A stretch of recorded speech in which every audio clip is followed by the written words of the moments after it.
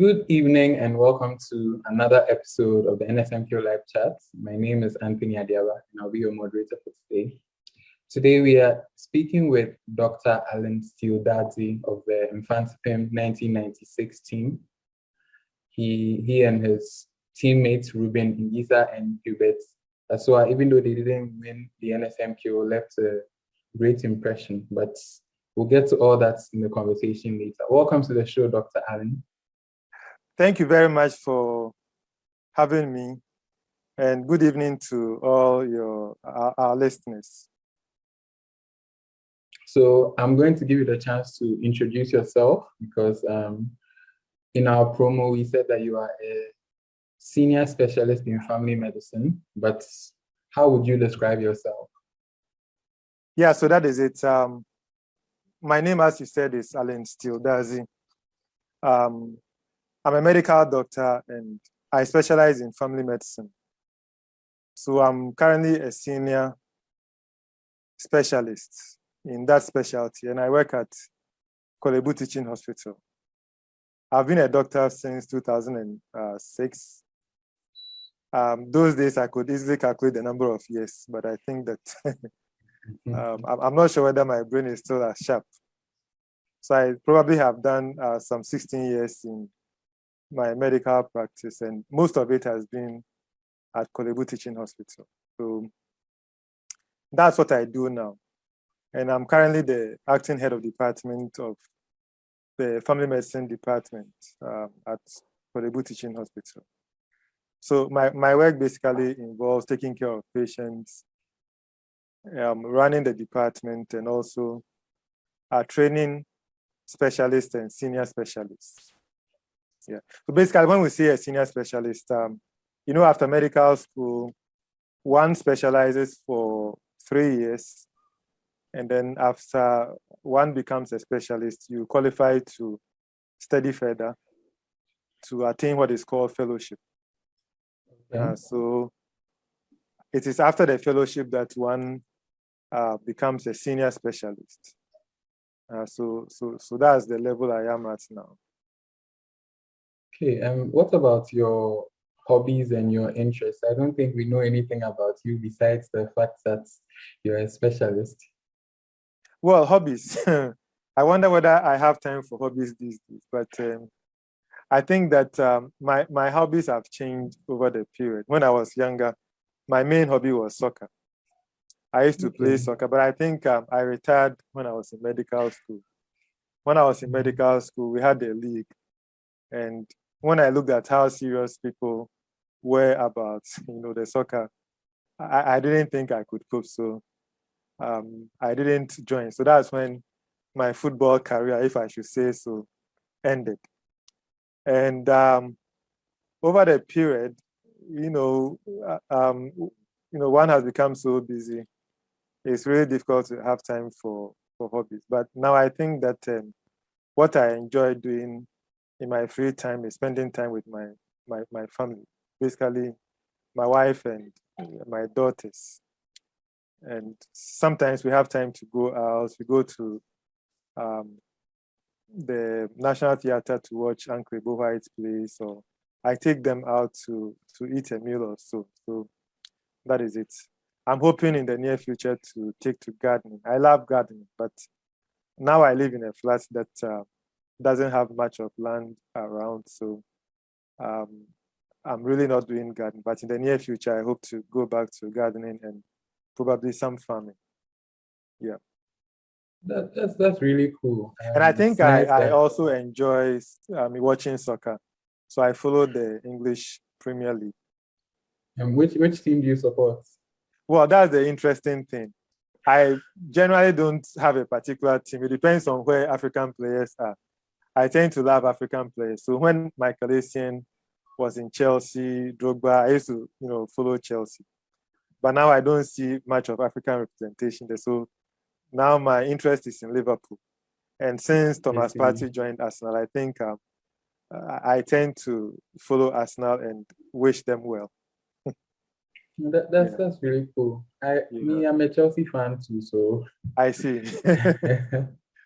Yeah, so once again, this is the NSMQ live chat. So if you have any questions, any comments, any messages for Dr. Allen, you can just comment them in the stream and then I will try to ask him. So let's start with NSMQ 1996, or I guess at the time, the Brilliant Science and Maths quiz in 1996. Can you describe what your fondest memory from that time in your life is? Yeah, I mean, it's been so long, probably some 26 years now. That's quite a long time ago. But I still remember quite clearly, how it all went. For me, I started getting interested in the quiz the very first time it was held, and that must have been 1993. I was a GHS student then, and that must have been the very first batch. And as you said, it was then dubbed the Brilliant Science and Maths quiz. So when I saw the contest, I just decided that I'll do everything possible to,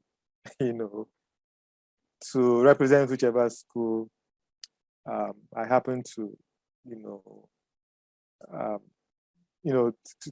to enter as my senior high school. So it was my dream to go to Mfantsipim School. So when I joined Mfantsipim, it was one of my ambitions. And I think that, I don't know whether I really worked towards it, but I think I may have. And I was just lucky that, out of God's grace, I was chosen as a contestant.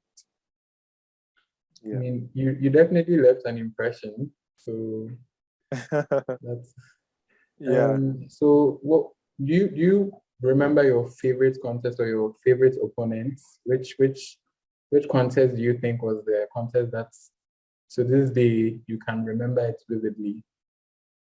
I think that at our time we were quite unfortunate to have been given very tough opponents. Our first contest, if I remember correctly, was with Takoradi Secondary School. And at the end of the contest, I think that they put up a very good fight.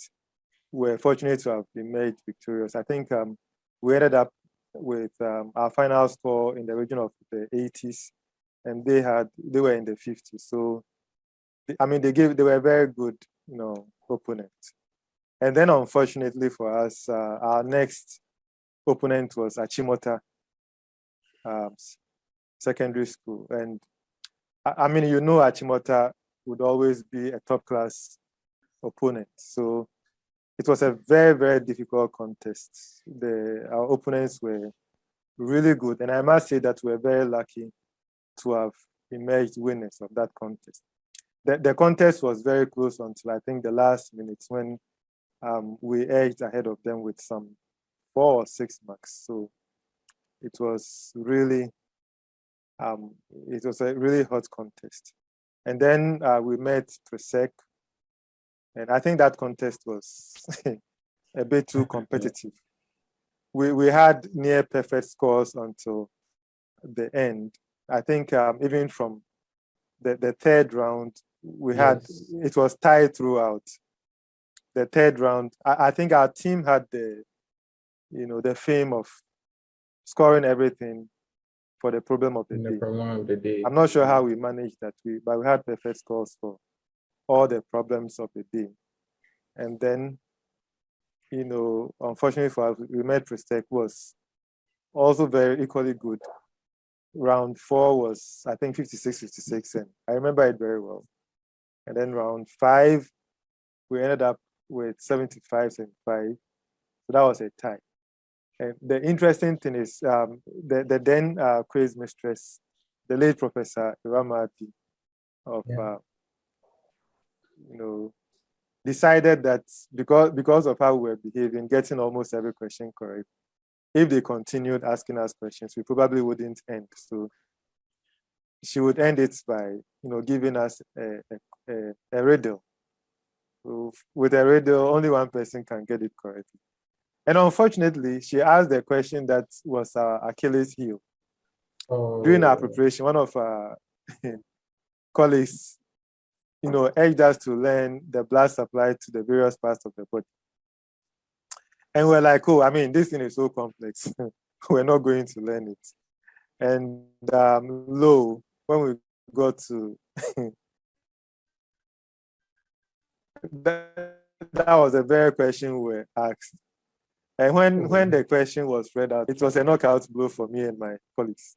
And our opponents knew the answer, so they got it, and that's how come we lost the semi-final. It was a very painful outcome, but I mean, that was it. As you said earlier, someone has to win and someone has to lose. So, but I can imagine the atmosphere at the time. Everyone must have been so tense to tie for 3 rounds. Yeah, so I mean, I think that participating in the quiz itself, comes with its own set of skills and attitudes, if I should say so. It's a bit more than knowing your stuff. Beyond knowing your stuff, you have to cover the curriculum or syllabus, as we call it, at that level, because the question can come from anywhere, and sometimes the questions actually come from outside the curriculum. So anyone who has the ambition of contesting will have to cover the syllabus in time.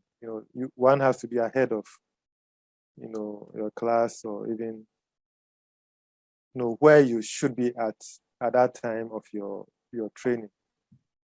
And then you should learn to maintain your composure, and then learn how to listen and tease out what is very salient in the questions and how to answer. So I mean, it goes with a lot of preparation. Yeah. So if you're preparing for the quiz, you have to read wide, you have to maintain your composure. Yeah. And then, I mean, it goes with training. You have to go through training. At the time, I don't know whether we did enough training.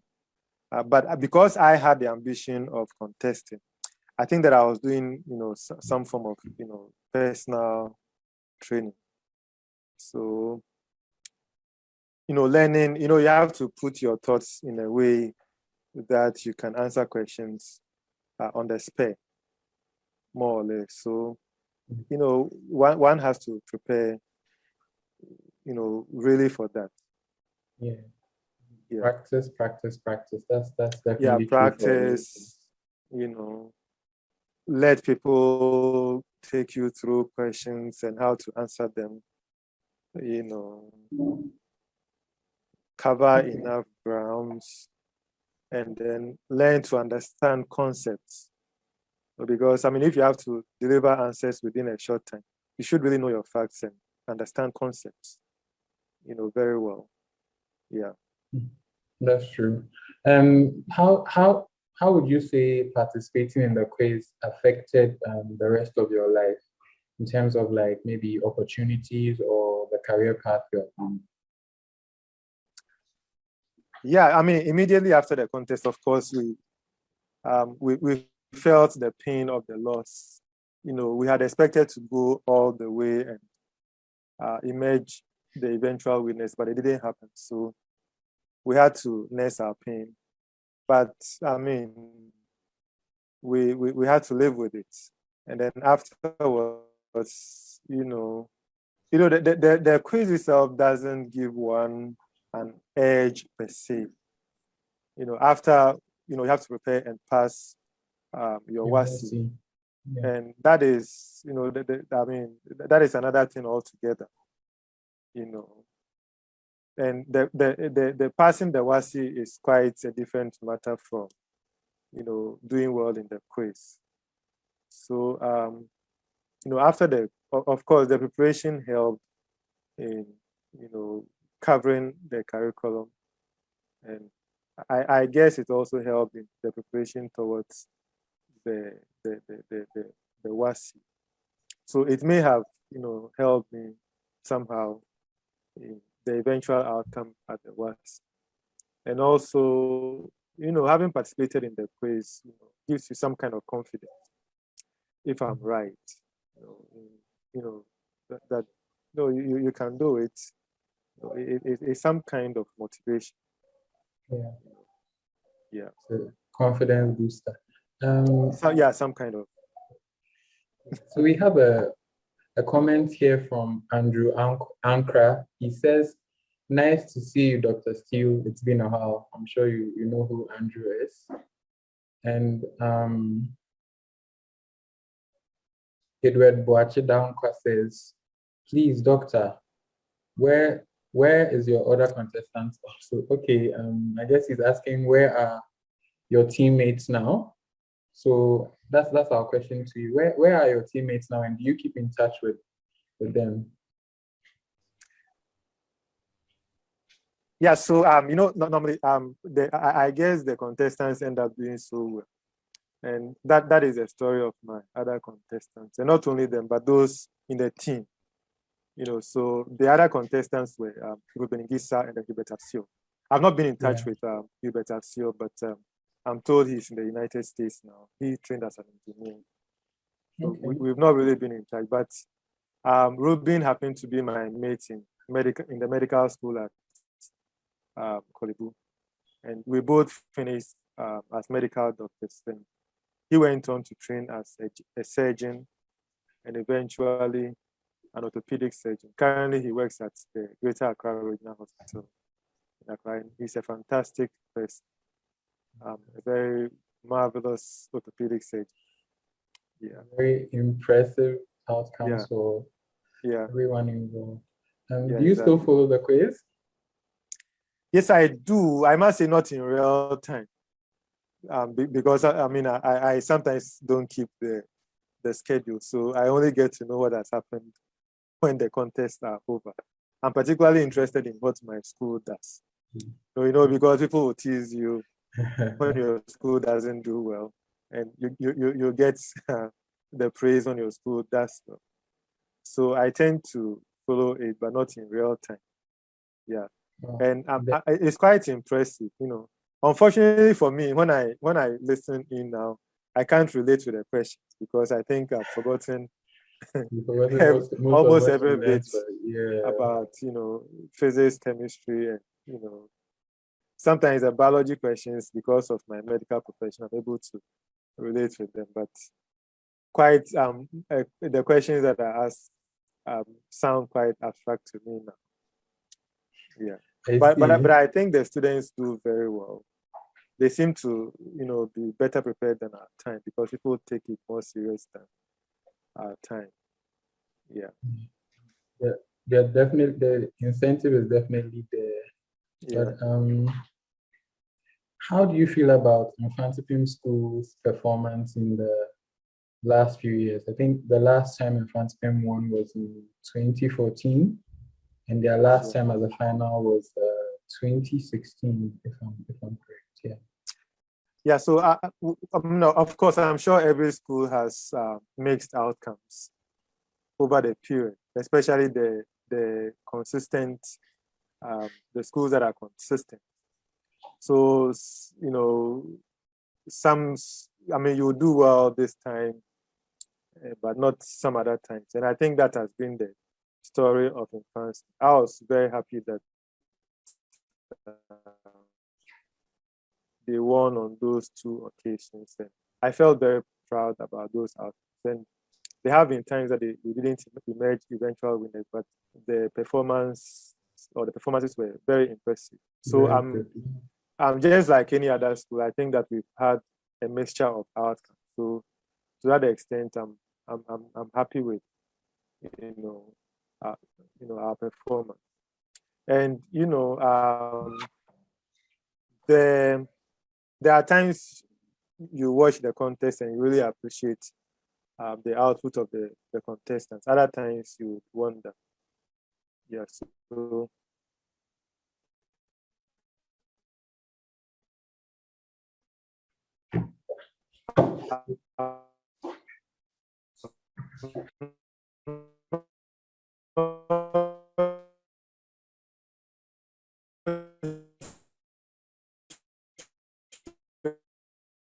how seriously the school takes the various schools put a lot of premium on the contest, main thing, which is the WAS. Because if you do that, then you tend to focus on those who are going to contest.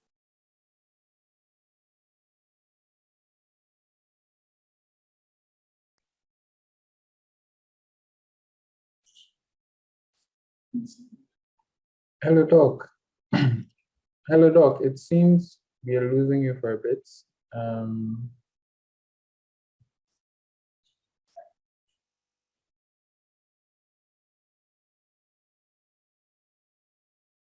so Dr. Steele Dadzie was our guest. He's back on the call now. Hello, Alan. Can you hear me? Yes, I can hear you. Okay. So, I mean, I you were think that the telling problem us. is with my video. Can you see my video? No, not yet. No.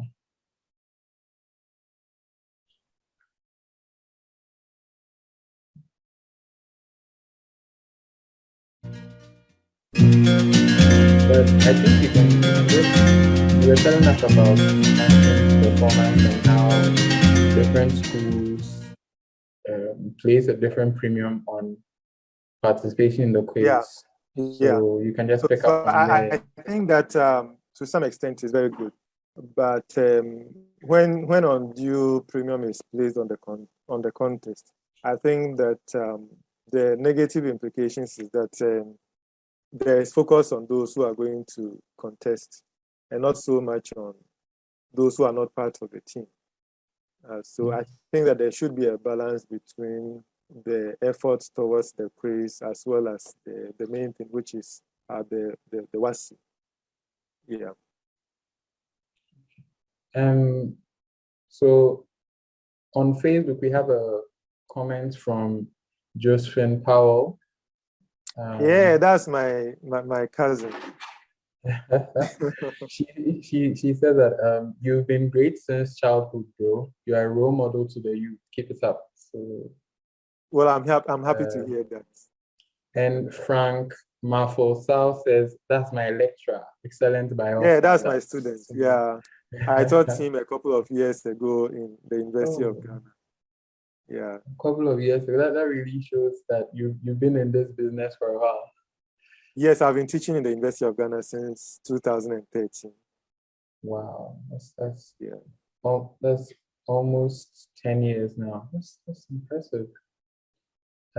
So I guess we can move on to life beyond the NSMQ and your time at Kwabuchi. Yeah. How was Kwabuchi in the 90s? What's your favorite memory? What's your favorite teacher? Your favorite spot on campus? Like where was all the fun in Kwabuchi during your time at Mfantsipim School? Oh no, I think Mfantsipim is a super. Growing up, many of the smart students I knew ended up at Mfantsipim School. There was one particular gentleman who was a family friend, and my dad used to point him out as one that I should in school. And when I went to Mfantsipim, he was almost exiting. He was in upper six. So I mean, those are the people who inspired me. And you know, a couple of other people I knew ended up in Mfantsipim School. So for me, it was my only choice. And I was, fortunate to have been admitted into the school. And I have no regrets being in the school. I think the school, beyond the academic aspect, there were social aspects that helped to shape us. And, so it's a great school. And when I was in school, I think I was very focused. Looking back, I'm amazed at how, as I was so determined to, to make it. So my focus was just to Study, books. make it academic. So I didn't do too much of it. Probably I wasn't so gifted in extracurricular activities. No My football was at not good. Mfantsipim. Yeah, I'm not really. I was quite good, but not competitive enough. So, and I didn't do so much of other sports. Entertainment. Yeah, I mean a little bit here and there. In the latter part of my being there, I was quite involved in Christian activities, but mostly I was involved in my books. No, the thing about me is that my entertainment at the time and is learning. I enjoy learning. I like to know new things. I like to think through things. So I had a friend who used to call me three books because I used to carry my three gas textbooks. And people would ask me, Alan, you have to have fun. You have to have entertainment. And I used to respond by saying that, look, entertainment is what you derive pleasure from. And me, my pleasure is chemistry, your books, physics, and biology. So that's my entertainment, So, it was real fun studying physics, chemistry, biology, mathematics, and I really enjoyed doing that. And, the school was fun. Our dormitory to the classrooms was quite far. So, and I enjoyed, trekking the distance, And then one good thing about Mfantsipim School is, having the privilege of studying with very good students. So competition always makes you a better person.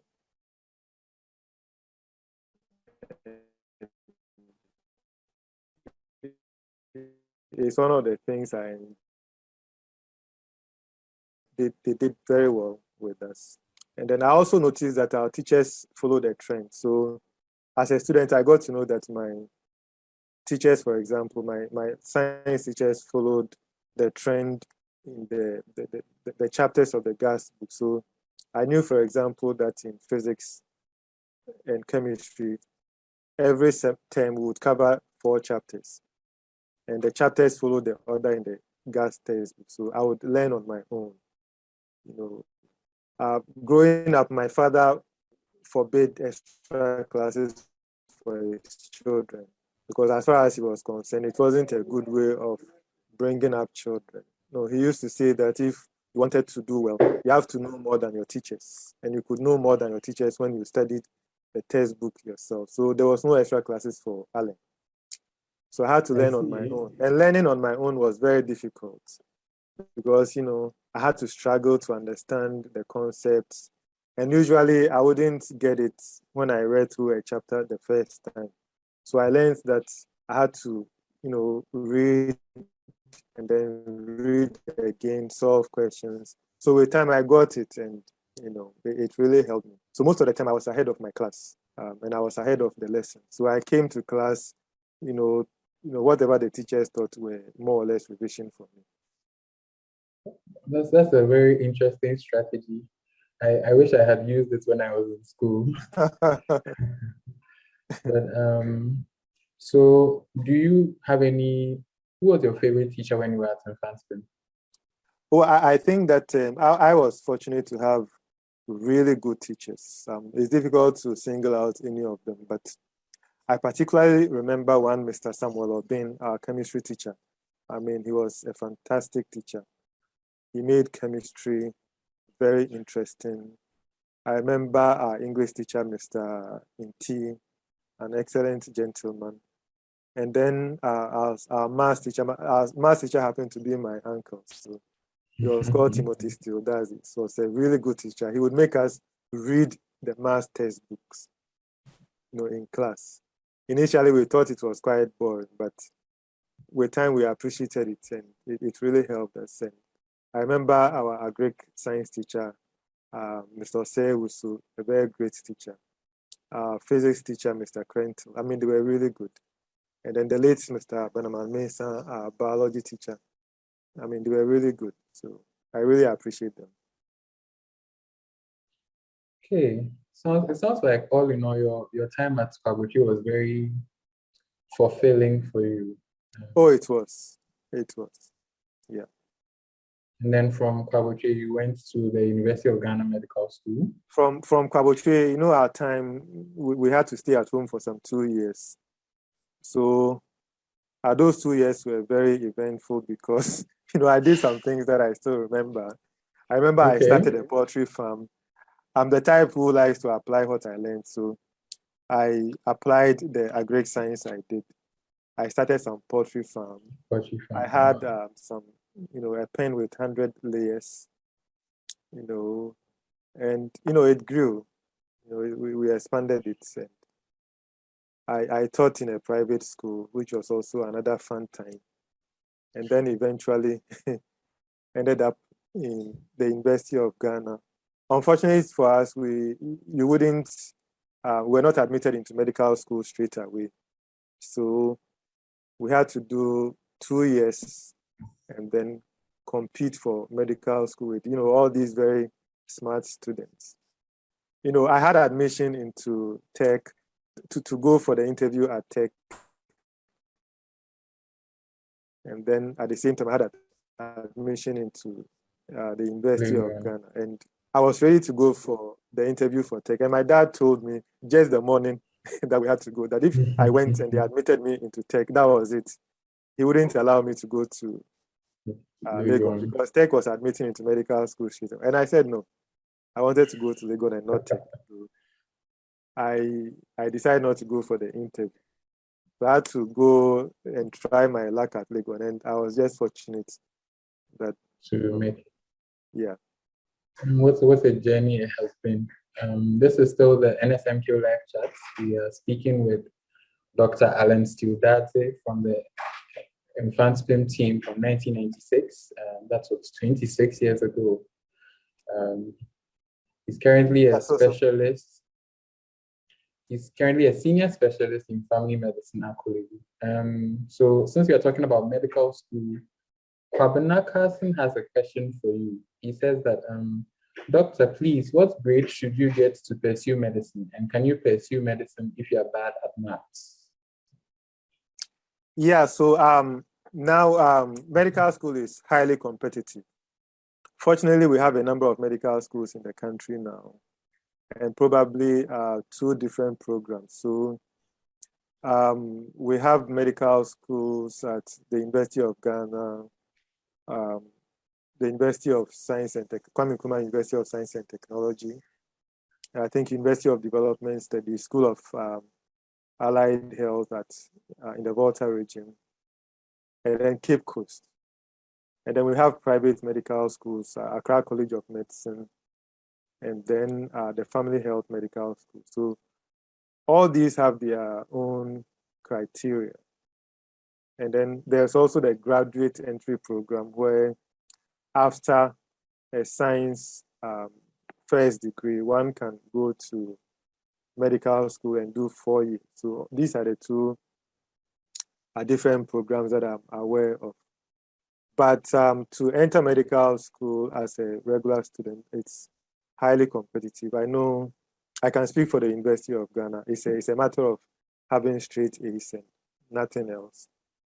So if you want to go to the regular, program in the University of Ghana, and I think the other universities also, you must make 8 A's. So if you happen to be struggling at mathematics, you have to work hard and adopt strategies to improve your scores in math.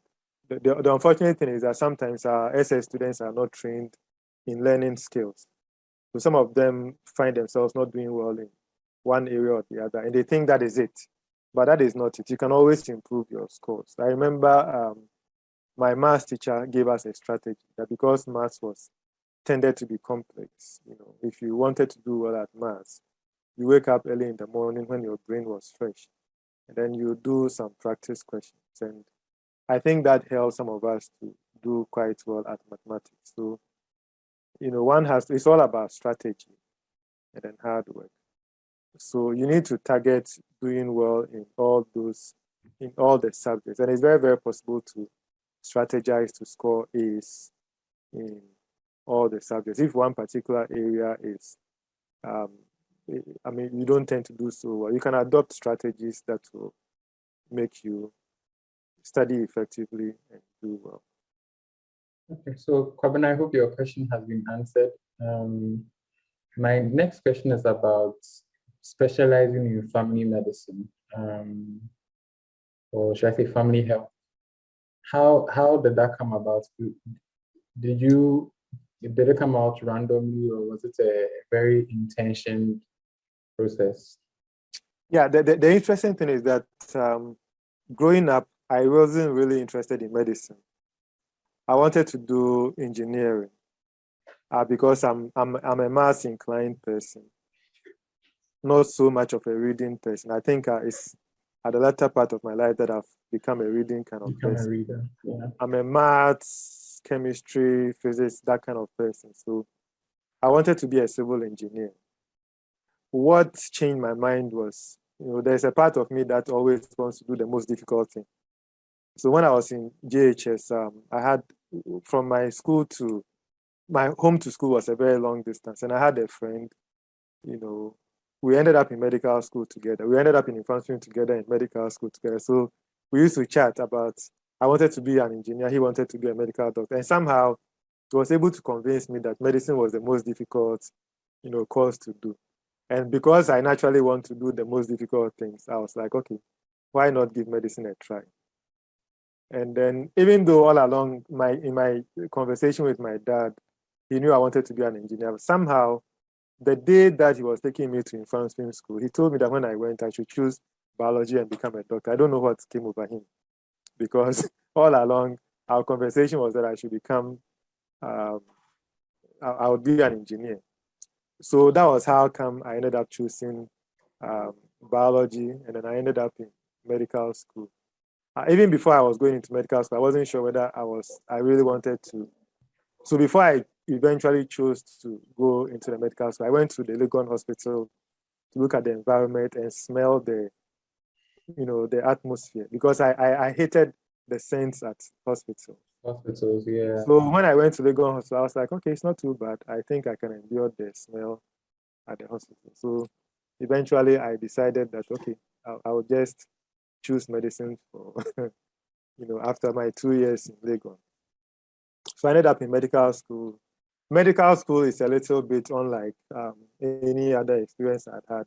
I must say it's a very difficult, very grueling training. You'll be used before medical school, you'll be used to scoring A's, but in medical school, it's not a place for A's. You just manage to pass, because the content of medical school curriculum is so voluminous and it tends to be complicated. So you manage to pass. A few students manage distinctions, but it's not that easy. So after medical school, I wanted to be a surgeon, but at the same time, I also was interested in the other aspects of medicine. I was interested in internal medicine, pediatrics, and then in obstetrics and gynecology. So, I was quite concerned about going into surgery. Then one day I happened to meet an old doctor who told me about a specialty that allows one to do a bit of everything, and that it was called family medicine. And I asked him that, is there anything like that? So he told me yes, and I could do that specialty in Ghana. And I was like, okay, then I think that's what I really want. But I think that one major influence was my wife. The interesting thing is that my wife's elder sister is married to an anesthetist, and anesthetists work with surgeons, and we lived in the same house. And unfortunately, we didn't see the anesthetist much. He was always at work. So my wife thought if I became a surgeon, that would be my fate, always at work and never at home. So he influenced me. Surgery is not a good idea, I think. And he had a friend who was a family physician. So, that friend also influenced and added to my own interest. I wrote the entrance exams for both surgery and family medicine, and I wasn't sure which one to choose until the last day, the deadline for the submission. And I just happened to choose family medicine. Yeah. Family medicine allows you to do a bit of everything. So I think that's the place for me, really. It sounds like the influences come from everywhere, Various in your life, and directions. then they come together, and Exactly. it looks like it's been a fun journey for you, even though, as you said, medical school can be a bit grueling at times, but Yeah. so far so good. Yeah. So my question here is about extracurriculars, but so far the only extracurricular we've heard about is soccer, and then you mentioned that you were a little active in church, like Christian related programs. Can you Yeah. tell us a bit more about that? When did that start, and was that in, I know it started in Kwabuchi, but did you take that to medical school? How was your relationship with your extracurriculars in medical school? Yeah, so I'm very much involved in church. I currently I've been in Lighthouse Chapel for so many years. I joined Lighthouse Chapel when I was in medical school. But I think that I became interested in Christian activities in Mfantsipim School. I think there was a day that, as usual, one Saturday I had gone to study, and on my way back to my dormitory, there was a program in our chapel. So somebody ushered me into the chapel. We called it the assembly hall. And, after that program, I suddenly became interested in Christian things. Before, I didn't really like Christian things. I would rather avoid Christian meetings. But after that program, I think my life really changed. And since then, I've fervently, been in church, and, I have a lot of passion for the Lord. So I've been in Lighthouse all these years. And I'm not a pastor yet, but I've been quite involved in church activities, soul winning, and in any capacity that I've had the opportunity to serve. Yeah. So now, let's see, we have some comments and questions from our audience. So I'm going to read a comment from Marianne Steele Dadzie. I'm sure you. Oh, that's my little sister. I She call her says, little sister, even though she's a big woman now. Charlie, everybody is little and big to somebody, depending on how they move. She says, I felt so proud to watch you on the black and white screen back then. So I'm sure she's talking about your time on stage. Yeah, but she was a little girl. I wonder whether she really saw anything. And I think Brian Amati has a question about medicine again. He says, can you be a medical doctor without studying biology? Oh, yes, I think so. I'm not sure how the SHS system is now, but I think that now, in our time, one could study the maths option, do the maths option, and end up in medical school. So it pretty much depends on the requirements of the particular schools. So it really depends on which school you decide. But the path to becoming a doctor now is quite varied. Some people will, do some courses and end up doing some biology-related course in the university, and then end up in medical school. So it's really varied. So Brian, I hope your answer is out there. You can just find the particular school and then work towards getting into that school. So now let's talk about the work you do. I mean, we've already talked about that a little, but we know that you are a senior specialist. We know you're the acting head of the department of family medicine at Kolebu. Yeah. What's that like running a department? How's that different from being the running a department and in Kolebu particular, Kolebu in particular is it's an interesting job. I love it. It's about being in charge of how a department runs. Kolebu takes care of patients. It's basically about taking care of patients and also training various cadres of healthcare workers. So that's basically what I do, taking care of patients and training doctors to become specialists and senior specialists, and to some extent help with training other cadres of healthcare professionals. So my day-to-day work is quite varied. but running the department involves making sure that the department, what the department is about is fulfilled. So I do both administrative work, which involves, managing the administrative aspect of the work. So how staffing, making sure that the department has, the requisite resources to run, and making sure that our processes, as far as patient care is concerned, is running as expected. And then we are delivering effective healthcare and also training doctors. And then sometimes we also train medical students. So that's basically it. And from your profile, we see that you have a lot of different roles as well. You are the training coordinator of family medicine residency programs of the West African College of Physicians and Ghana College of Physicians. You are also the coordinator of national asthma guidelines. You're a part-time lecturer at 3 different medical schools. How are you balancing all this, and how are they coming together? Well, of course, I mean, they impose quite a lot of stress, but they are quite interesting. At a certain stage in life, you can't avoid all these responsibilities. So I try to manage them all together. And to me, they are opportunities to serve. So coordinating the residency program. Residency is about training doctors to become specialists.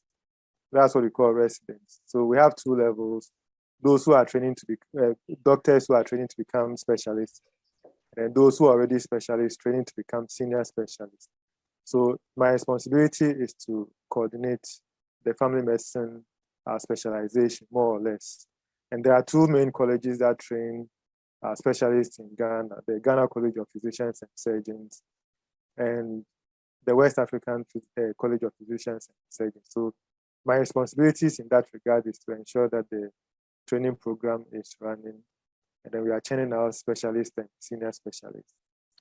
And then with regards to teaching in the medical schools, I mean, occasionally I get invitations from those, they run programs, and those that are in the area of family medicine, when the time is due, a number of us are involved. So I get slots to teach in those regards, but more permanent, I teach more consistently in the School of Dietetics at the University of Ghana, School of Allied Health. So yeah, those are the specialty program in the 2 colleges. Okay, so now that your life is full of all these things, what can we look forward to seeing in future? What lies ahead?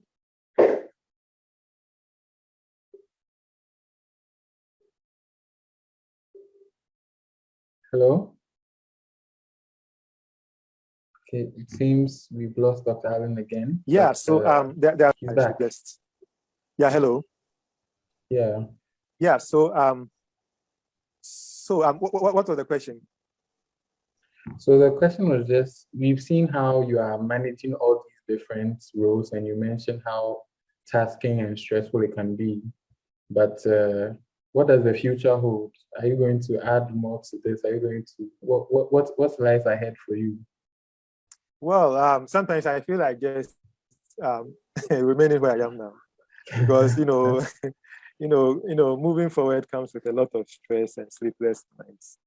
I think in most of my life, I'm able to afford just 4 hours of sleep a day, because I always have so much work to do. So much to do. Sometimes I feel like just enjoying life, but every now and then, one opportunity smiles at me, and you look at it and you wonder whether I should take it. But I think now there are so many opportunities that formally teaching the University of Ghana Medical School, which is also a big challenge. That is another career path altogether. So I'm looking at that. I've not made up my mind yet. So that is it. But for now, I'm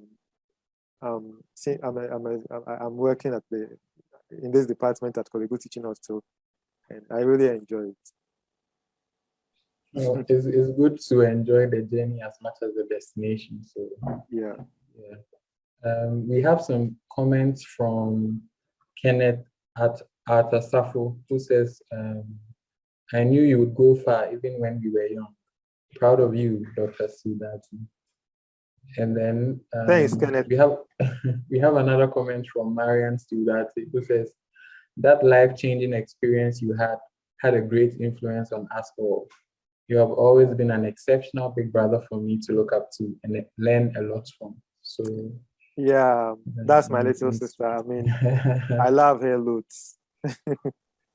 Okay, so Mary, your brother loves you, so that's for the whole world to see. So yes, we are now. I'm just going to ask you for your message to the incoming batch of NSMQ contestants, those who are still in school watching their seniors, those who are even in JHS who are watching us now. What is your message to people who have the ambition to participate in the quiz?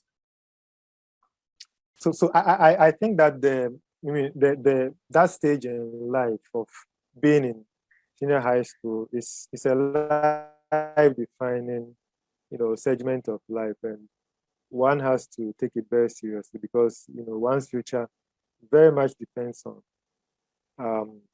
the outcome, of SHS. Unfortunately, that's a time that children don't have so much life skills, so they tend to not maximize their potential at that stage.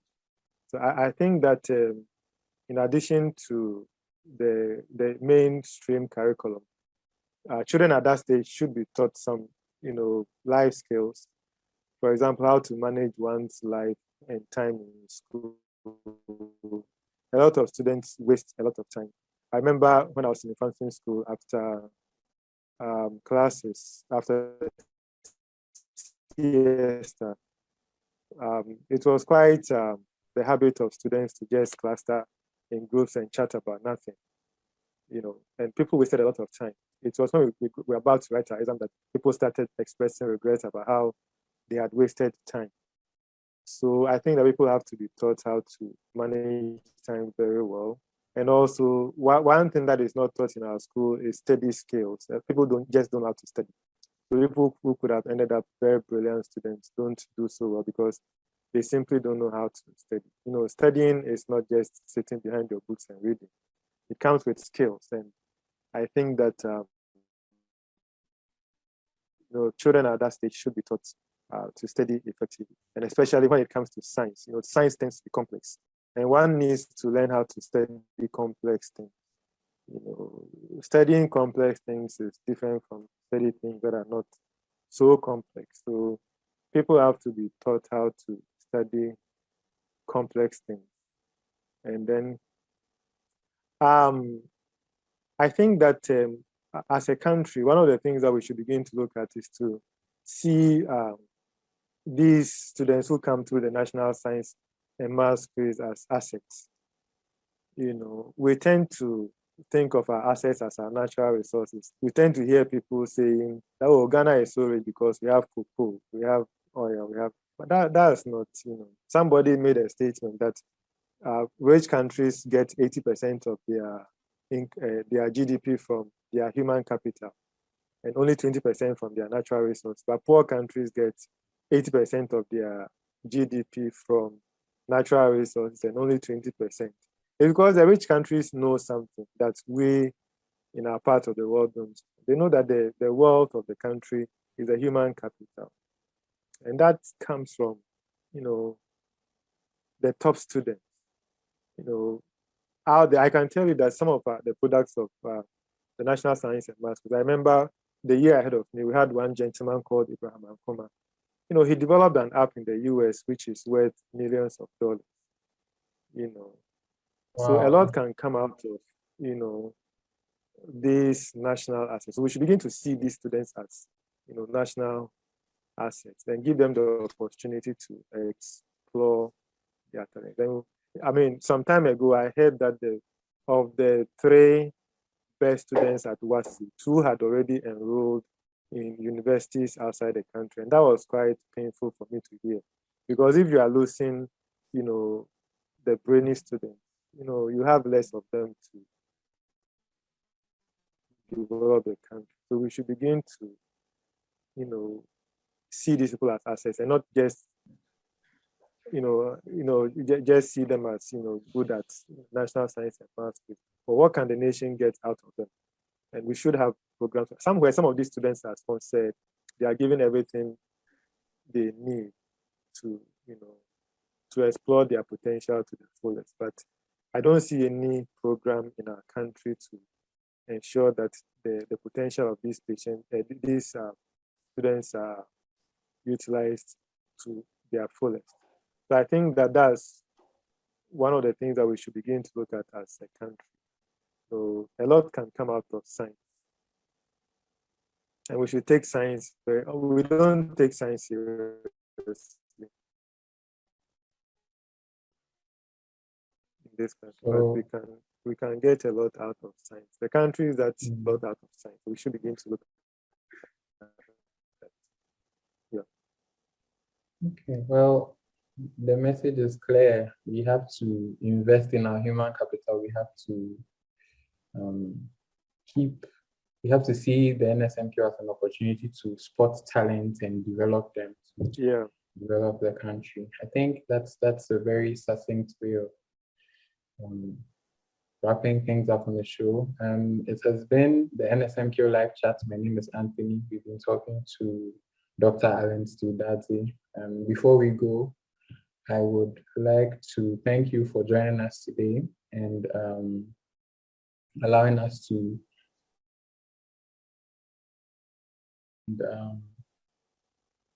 if you have any final words, this is the time to share them. Maybe you want to give someone a shout out, or your sister has already gotten hers. So, so I appreciate all those of our listeners, or should I say viewers. And thank you also for having me. So I would want to, maybe give a shout out to my fellow my mates. Teammates. Yeah. I've already spoken to Robin. We are quite in touch because, I interact with him as, as colleagues. We share cases sometimes. I refer cases to him. So. And then to Hubert, if he's hearing me, wherever he is, shout out to him. And very wonderful people in our team. My very good friend, Michael Ebuakwa, who is also a consultant medical doctor. Roger Franco too, and the rest of the team. Roger is also a medical doctor. He's at 37 Military Hospital now. And then Hifron, I think is a Reverend Minister at Church of Pentecost. He trained as a pharmacist. So, I think we all did fantastic. Yeah. And then to my MOBA mates, MOBA 96 mates, they are an awesome group of people. Very proud of those guys. A lot of them very successful and doing great things in the country and outside. So, shout out to all of them. Yeah. Okay. So thank you once again for joining. And let me say, all my Mfantsipim School, all MOBA, brethren, and then to the school, they are doing a great job. So I'd want to urge them to continue the good work. And then we hope that in the coming years, we'll have more victories in the National Science and Maths quiz. And then we'll even have more students winning best students at WASI. I think we do a good job at that. Yeah. We have to continue working at it and make the school proud. We already are in a proud school, but Make the I school think that proud. there are no limits. Yeah. Okay, so thank you so much. Thank you once again for joining. Thank you, fans, for listening to our conversation and sending in your comments. We'll see you once again in 2 weeks' time, where we will be speaking with a very special guest, a former champion of the NSMQ with Prempeh College. We know that you've been looking forward to seeing some of the old the Prempeh old boys. So don't miss that. That's on the 21st of April. So until then, my name is Anthony Benjamin Adiaba, and again, we've talked to Dr. Steele Dadzie. Have a good evening.